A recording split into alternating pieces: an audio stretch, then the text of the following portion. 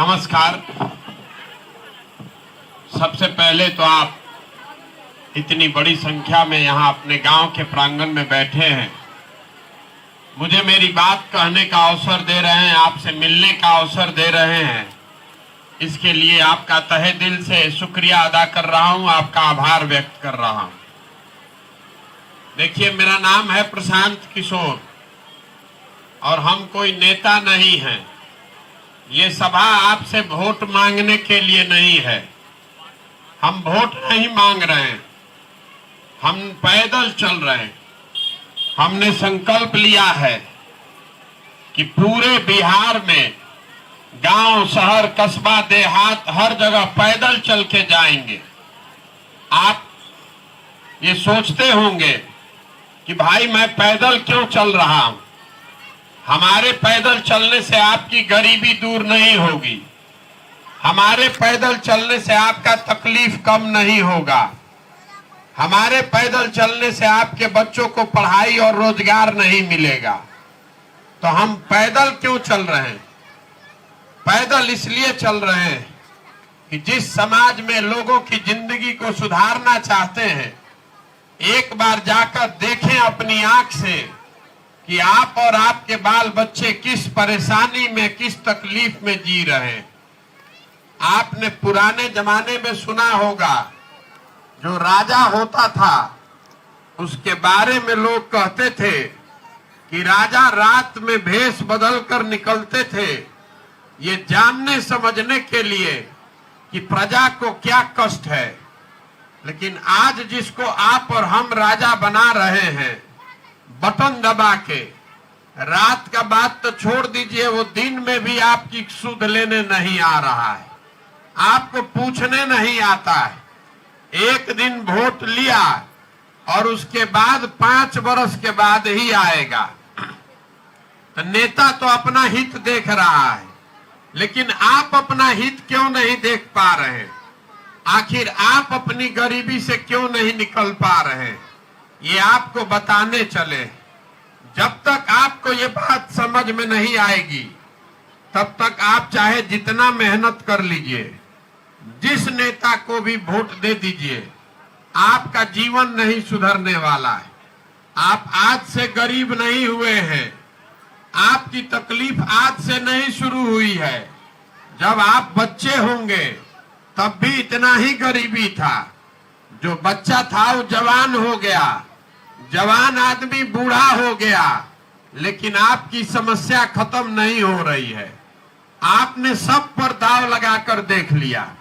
यहाँ 40-50 वर्ष तक कांग्रेस का राज था, उसके बाद आपने गरीब का बेटा लालू यादव को मुख्यमंत्री बनाया, उसके बाद 17 साल से पढ़े लिखे नीतीश कुमार पर आपने दांव लगाया है। दिल्ली में आपने मोदी जी को भी बैठा कर देख लिया, लेकिन आपकी गरीबी, आपकी परेशानी खत्म नहीं हो रही है। ये क्यों नहीं हो रही, इसको समझिए। आपको लग रहा है कि सरकार अच्छा काम नहीं कर रही है। आप में से कुछ लोग को लगेगा कि पीछे वाला सरकार अच्छा काम नहीं कर रहा है। जो नेता आता है वो यही कहता है कि हम ठीक कर रहे हैं, पीछे वाला खराब था। हम आपको बता रहे हैं कि ये बात नहीं है। आपको नेता नहीं ठग रहा है। नेता अगर आपको ठगता तो नेता एक बार ठगता, दूसरा बार आप जान जाते, 2 बार ठगता, तीसरा बार आप जान जाते। लेकिन अगर 50 बरस से आप ठगा रहे हैं तो इसका मतलब है कि कोई ना कोई ऐसा बात है जो आपके समझ में नहीं आ रहा है, उसको पहले समझिए। देखिए, दुनिया में गरीबी खत्म करने का 3 ही रास्ता है। पहला रास्ता है पढ़ाई। अगर आपका बाल बच्चा पढ़ लिख जाएगा, पढ़ लिख के नौकरी अगर मिल जाए आपके बाल बच्चा को, तो उससे आपका जीवन सुधर सकता है। दूसरा रास्ता है खेती। अगर आप पढ़े लिखे नहीं हैं लेकिन जमीन हो, अगर आपके पास खेती के लिए जमीन हो तो खेती करके भी आप अपना जीवन चला सकते हैं। और तीसरा रास्ता है, अगर पढ़ाई भी नहीं है, जमीन भी नहीं है, पैसा हो, तो दुकान दौरी रोजी रोजगार करके अपना जीवन चला सकते हैं। तो बिहार में आप देखिएगा तो ज्यादातर आदमी के पास ये तीनों में एको चीज नहीं है। जो यहाँ गरीब लोग रह रहे हैं, आपका बच्चा जब पढ़ने जा रहा है तो सरकारी स्कूल में पढ़ाई नहीं हो रहा है, वहां पर बच्चों को खिचड़ी खिलाकर वापस भेज देता है। तो जब आपका बच्चा पढ़ेगा ही नहीं, जब आपका बच्चा पढ़ेगा नहीं तो मजदूर नहीं बनेगा तो डॉक्टर, इंजीनियर, कलेक्टर बनेगा, उसको तो मजदूर ही बनना पड़ेगा। आप में से कुछ लोग ऐसे हैं जो अपना पेट काट के बच्चा को प्राइवेट में पढ़ा रहा है, उसका फायदा काहे नहीं हो रहा है? फायदा इसलिए नहीं हो रहा है कि अगर स्कूल प्राइवेट में आप पढ़ा भी दीजिए तो स्कूल के बाद कॉलेज में पढ़ने के लिए तो सरकारी में ही जाना पड़ेगा, तो पढ़ाई वहां पर भी नहीं हो रहा है। स्कूल में खिचड़ी बंट रहा है और कॉलेज में डिग्री बंट रहा है, पढ़ाई कहीं नहीं हो रहा है। तो गरीब के बच्चों को पढ़ने का कोई उपाय नहीं है। तो दूसरा रास्ता हमने आपको बताया, खेती। मान लीजिए कि आपका बच्चा नहीं पढ़ा, तो खेती से आपका जिंदगी क्यों नहीं सुधर रहा है? खेती से आपका जिंदगी इसलिए नहीं सुधर रहा है कि बिहार में जो 100 आदमी रहता है उसमें 60 आदमी के पास जमीन है ही नहीं। आप भूमिहीन हैं। पिछला 75 साल में सरकार आपका वोट लिया, नेता ने आपसे वोट लिया, लेकिन आपको जमीन नहीं दिया है। यहाँ 100 में 60 आदमी ऐसा है जिसके पास जमीन है ये नहीं है, और जो 40 आदमी जिसके पास जमीन है, उस 40 में 35 आदमी के पास 2 बीघा से कम जमीन है। किसी के पास 10 कट्ठा, किसी के पास 15 कट्ठा। तो जो आप खेती करते हैं उस खेती से आपको कमाई नहीं है। वो खेती में इतना ही उपज हो रहा है कि आपका और आपके बाल बच्चे का पेट भर जाए, उससे कमाई का उपाय नहीं है। पूरे बिहार में 100 में 4 से 5 आदमी ही ऐसा है, 100 में 4 से 5 आदमी ऐसा है जो खेती से आमदनी कर रहा है। बाकी आदमी खेती खाली पेट भरने के लिए कर रहा है या खेत में मजदूरी कर रहा है। तो आपके पास शिक्षा है नहीं, खेती है नहीं, तो तीसरा रास्ता आपको बताया, पैसा। अगर आपके पास पैसा होता तो आप गांव में कोई दुकानें कर लेते, कुछ नहीं है तो 5 को भैंसे पाल लेते। तो आप वो क्यों नहीं कर पा रहे हैं? वो इसलिए नहीं कर पा रहे हैं कि यहाँ बिहार में एक आदमी औसतन कमाता है साल में 35,000 रुपया। तो 35,000 रुपया में इस महंगाई के जमाना में आप खाइएगा क्या, बचाइएगा क्या, और पूंजी कहां से लाइएगा? तो बिहार में पढ़ाई है नहीं, जमीन है नहीं, अब पैसा पूंजी है नहीं, तो आप गरीबी से निकलिएगा कैसे? जितना हाथ पांव मारना है मार लीजिए, जितना जिसको वोट देना है दे लीजिए, आप गरीबी से नहीं निकल सकते। जब तक बिहार में आपके बच्चों के पढ़ने के लिए अच्छी व्यवस्था नहीं बनाई जाएगी, जब तक यहाँ भूमिहीन लोगों को जमीन नहीं दिया जाएगा और लोगों को रोजगार के लिए पैसा नहीं दिया जाएगा, आपको घर घर रोजगार करने के लिए पूंजी नहीं दिया जाएगा, तब तक बिहार से गरीबी नहीं खत्म हो सकता है। तब आप पूछिएगा कि अगर हमको ये पता है तो बिहार का नेता क्यों नहीं इसको कर रहा है? वो अभी आपको 2 मिनट में बताएंगे तो आपको समझ में आएगा कि आपका दुर्दशा क्यों है। देखिए, यहाँ जितने लोग खड़े हैं आपसे अभी एक सवाल पूछेंगे, सबको जवाब देना है, मुंह से हाँ बोल के और हाथ उठा के। बिहार में और कुछ हो चाहे नहीं, हम लोग के सब के बच्चों के पढ़ाई का व्यवस्था होना चाहिए कि नहीं होना चाहिए? एकदम ठीक से सोच के बोल रहे हैं ना? बच्चों के पढ़ने की व्यवस्था होनी चाहिए ना? तो अब सवाल पूछ रहे हो, बताइएगा। सब लोग अपने अपने बच्चों के नाम पर, अपना अपना बच्चा के नाम पर ईमानदारी से बताइए कि आपने अपने जीवन में अपने बच्चों के पढ़ाई के लिए कभी वोट दिया है? कोई दिया है वोट? कोई दिया है तो हाथ उठाएगा, नहीं दिया है तो नहीं उठाएगा। कोई दिया है वोट भाई? यही आपके दुर्दशा का कारण है। आपको नेता का जरूरत नहीं है। अभी आपने यहां पर बताया, आपको मालूम है कि अगर आपके बच्चा का पढ़ने का इंतजाम हो जाए तो उससे आपकी जिंदगी सुधर सकती है, लेकिन आप पढ़ने के लिए वोट नहीं देते हैं। तो जो ताला खोलना है उसका चाबी नहीं लगाइएगा तो ताला खुलेगा कैसे? आपको लग रहा है कि नेता आपको ठग रहा है। हम आपको बता रहे हैं कि नेता आपको नहीं ठग रहा है। आप जिस चीज के लिए वोट दे रहे हैं वो चीज आपको मिल रही है। पूरे बिहार में हम लोग 5 किलो अनाज पर वोट दिए हैं।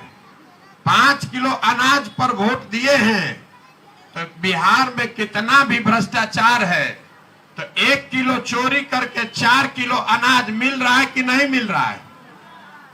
आपने, हमने वोट दिया है राम मंदिर बनाने के लिए।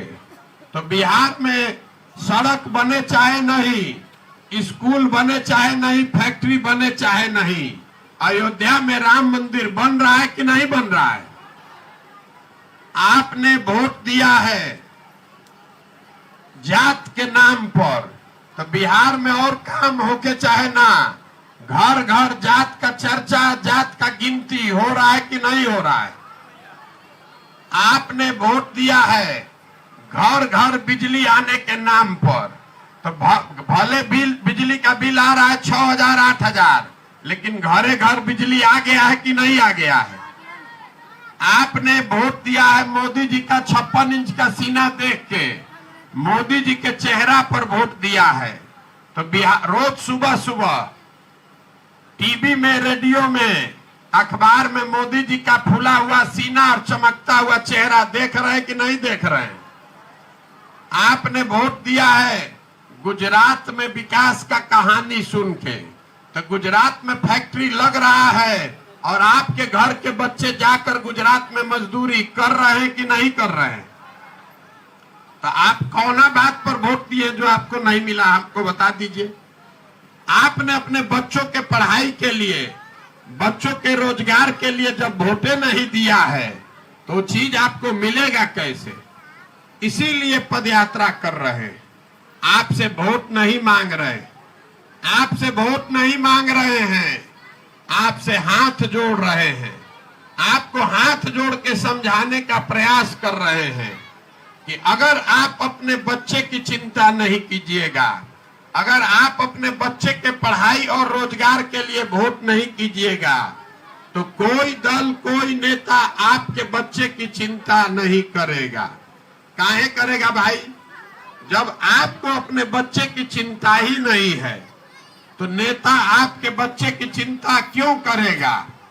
हम पैदल चल रहे हैं, 100 गो बच्चा आगे दौड़ता है, आधे से ज्यादा बच्चों के शरीर पर शुद्ध कपड़ा नहीं है, आपके बच्चों के पैर में हवाई चप्पल नहीं है, आपका बच्चा पढ़ने जा रहा है तो वो पिलुआ वाला खिचड़ी खा के घरे आ रहा है, आपका बच्चा पढ़ लिख के घर में बेरोजगार बैठा है, लेकिन आपको उसका चिंता नहीं है। आपको चिंता है राम मंदिर का, आपको चिंता है हिंदू मुसलमान का, आपको चिंता है भारत पाकिस्तान का। तो ये सुधरेगा कैसे? ये नहीं सुधर सकता है। आदमी कह रहा है कि प्रशांत किशोर आए हैं, भैया आप सुधारिए। तो देखिए, जो नेता आता है वो यही कहता है कि हमको वोट दे दीजिए, हम सुधार देंगे। हम आपको कहने आए हैं कि अगर हमारी बात छोड़िए, एक प्रशांत किशोर को छोड़िए, अगर 10 प्रशांत किशोर भी आ जाएं तो भी बिहार नहीं सुधर सकता है। जब तक आप नहीं सुधरिएगा, जब तक आप अपने बच्चों के लिए नहीं खड़े होइएगा तब तक कोई नहीं बिहार को सुधार सकता है। यही बात बताने चले हैं। अगर समझ में आए तो जगिए, अपने वोट का कीमत समझिए। आपके वोट का कीमत नाली गली नहीं है, आपके वोट का कीमत 5 किलो अनाज नहीं है, आपके वोट का कीमत राम मंदिर नहीं है, आपके वोट का कीमत है आपके बच्चों का भविष्य। अगर आप अपना वोट अपने बच्चों के लिए नहीं दीजिएगा तो आपका जीवन कभी नहीं सुधरेगा। तो आदमी हमसे पूछ रहा है कि किसको वोट दिया जाए। यहाँ बिहार में तो दुइये गो दल है, एगो मोदी जी का भाजपा, एगो लालू जी का ललटेन। केकरा के वोट दिया हो? नीतीश कुमार का तो पते नहीं है कि कब ललटेन पर लटक जाएंगे, कब कमल के फूल पर बैठ जाएंगे। तो लोग पूछ रहा है हमसे कि भैया किसको वोट दिया जाए। तो हम आपको बता रहे हैं, इसका नाम क्या है? जन सुराज। सुराज मतलब सुंदर राज। किसका सुंदर राज? आपने सबका राज बनाकर देख लिया। आपने कांग्रेस का राज बनाया, लालू नीतीश मोदी का राज बनाया, किसी से आपका लाभ नहीं हुआ। अगर अब प्रशांत किशोर का राज बनाइएगा तो भी आपको कोई फायदा नहीं होगा, हम भी आपको ठगेंगे। इसलिए अब की बार जनता का सरकार बनाइए, अपना सरकार बनाइए। इसीलिए ये अभियान चलाए हैं, गांव गांव जा रहे हैं। आपकी मदद से, समाज की मदद से ऐसे लोगों को ढूंढ कर निकाल रहे हैं जो गरीब हो चाहे अमीर, अगड़ा हो कि पिछड़ा, हिंदू हो कि मुसलमान, महिला हो कि पुरुष, समाज में जो भी निकाल के आप दीजिएगा, जो भी जिसको भी समाज चुनकर निकालेगा, उसी के पीछे अपनी पूरी ताकत, शक्ति, पैसा, बुद्धि सब लगाएंगे और आपके आशीर्वाद से उसको जिता कर लाएंगे। यही पूरा अभियान है। जो हमको जानता है उसको मालूम है कि पिछला 10 साल में बड़े बड़े दल और नेता हमारे पास आते हैं चुनाव लड़ने के लिए, सलाह लेने के लिए। तो इस बार हमने संकल्प लिया है, किसी दल का नहीं, नेता का नहीं, बिहार की जनता का हाथ पकड़े हैं। आप जिसको अपने बीच से निकालिएगा उसी को चुनाव लड़ाया जाएगा और उसी को चुनाव जिताया जाएगा। आपसे आग्रह करने आए हैं, एक बार दल के दलदल से बाहर निकलिए। नेता को नहीं, अपने बेटा का मुंह देखकर वोट दीजिए। अपने लिए नहीं तो कम से कम अपने बच्चों के लिए जगिए, उनके शिक्षा और रोजगार के लिए वोट दीजिए। जन सुराज में हम लोग कोई वादा नहीं करते हैं, लेकिन एगो संकल्प इसका बता देते हैं। जन सुराज का एक संकल्प याद रखिएगा, अगर जनता की सरकार बनी तो सड़क बने चाहे नहीं, नाली गली बने चाहे नहीं, सरकार बनने के साल भर के अंदर जितने यहाँ लोग बेरोजगार हैं, जितने लोग हम लोग के भाई बंधु बाहर जाकर मजदूरी कर रहे हैं, सबको वापस बुला के 10 से 15 हजार रुपया के रोजगार का व्यवस्था यहीं पर किया जाएगा। ये होना चाहिए कि नहीं होना चाहिए? अब आप बताइए, आपको 5 किलो अनाज चाहिए कि रोजगार चाहिए? फिर से सोच के बताइए, आपको 5 किलो अनाज चाहिए कि रोजगार चाहिए? आपको अपने जाति का नेता चाहिए कि बच्चे का पढ़ाई चाहिए? तब वोट किस चीज पर पड़ना चाहिए? रोजगार पर और पढ़ाई पर। यही 2 चीज पर वोट दीजिए। वोट जिसको देना है दीजिए, लेकिन वोट अपने बच्चों के लिए दीजिए। नेता के लिए मत दीजिए, जाति के लिए मत दीजिए। वोट देते समय स्वार्थी बनिए, अपना स्वार्थ देखिए, अपने बच्चों का चेहरा देखिए, उनके पढ़ाई और रोजगार के लिए वोट दीजिए, तभी ये सुधरेगा। यही बताने आए हैं। अगर समझ में आए तो जुड़िए, और नहीं समझ में आए तो जहां है वहां रहिए। हमारी सेहत पर उससे कोई फर्क नहीं पड़ता है। लेकिन अगर आप गलती कीजिएगा, जाति के नाम पर नेता का चेहरा देखकर वोट दीजिएगा, तो अपने बच्चों के भविष्य के लिए आप ही जिम्मेवार होइएगा। तो आप बताइए कि प्रयास होना चाहिए कि नहीं होना चाहिए? ये प्रयास होना चाहिए कि नहीं होना चाहिए? हमने आपसे वोट नहीं मांगा, हम किसी से चंदा नहीं लेते हैं, और नजर घुमा के देखिए अपना फोटो नहीं लगाते। आपसे मांगने आए हैं आपका आशीर्वाद। ये कठिन काम है, 40,000 गांव में जाना है, पूरा बिहार में जाकर लोगों को बताना है। आदमी 5 दिन बाबा धाम जा रहा है तो उसका पैर हाथ फूल जाता है। हम 195 दिन से पैदल चल रहे हैं, अभी 1.5 बरस पैदल चलेंगे। 1.5 बरस अपना घर परिवार छोड़ के गांव गांव जाकर आपको हाथ जोड़ रहे हैं, आपको आपके बच्चे के लिए जगा रहे हैं। अगर आपको लगता है कि ये काम ठीक है, ये आपके बच्चों के भविष्य के लिए है, बिहार के बेहतरी के लिए है, तो एक बार हाथ उठाकर आशीर्वाद दीजिए। आपका आशीर्वाद है ना भाई? प्रयास होना चाहिए ना, करें ना प्रयास। एक बार एगो इस धरती के सम्मान में नारा हम लोग लगाएंगे। मैं बोलूंगा जय बिहार, आपको बोलना है जय जय बिहार, जय बिहार, जय बिहार, जय बिहार। ये नारा हम आपको क्यों लगवा रहे हैं इसको समझिए। बिहार के लोगों का, हमारा आपका आत्मसम्मान मर गया है।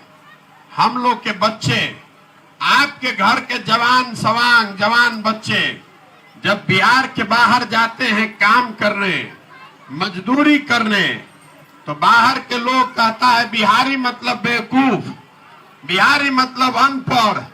बिहारी शब्द गाली बन गया है, जिसका मन हो रहा है वही 2 थप्पड़ मार दे रहा है। हम लोग सारे लोग बिहार के बेवकूफ नहीं हैं। बिहार के नेताओं ने हम लोग को बेवकूफ बना दिया है। ये ज्ञान की भूमि रही है, ये आपके पूर्वजों की जमीन है, इसका गौरव करना सीखिए। ये वो धरती है जहां देवताओं को भी ज्ञान मिला है। ये वो धरती है जहां पूरे दुनिया से लोग पढ़ने के लिए आते थे। ये वो धरती है जहां से पूरे भारत पर शासन किया जाता था। और आज हम लोग की दुर्दशा देखिए, हम लोग के बच्चों के पढ़ने के लिए, उनको रोजी रोजगार मजदूरी के लिए पूरे भारत में दर दर का ठोकर खाना पड़ रहा है। तो इस व्यवस्था को बदलिए, संकल्प लीजिए कि आप बिहार में ऐसी व्यवस्था बनाएंगे कि आपके बच्चों के पढ़ाई के लिए, रोजगार के लिए उनको पूरे भारत में जाकर धक्का नहीं खाना पड़े। ये होना चाहिए कि नहीं होना चाहिए? होना चाहिए ना, होना चाहिए कि नहीं होना चाहिए? तो एक बार लालगंज की धरती से पूरी ताकत से, भगवानपुर की जमीन से मैं फिर से वही नारा लगवाऊंगा, जय बिहार। आपको बोलना है जय जय बिहार, जय बिहार। इतने दम है, जय बिहार, जय बिहार, जय बिहार। बहुत बहुत धन्यवाद। आप में से जो लोग हमारे साथ चलना चाहते हैं, आधा 1 किलोमीटर गांव भर चलिए, और नहीं मन है तो यही बैठ के आराम कीजिए।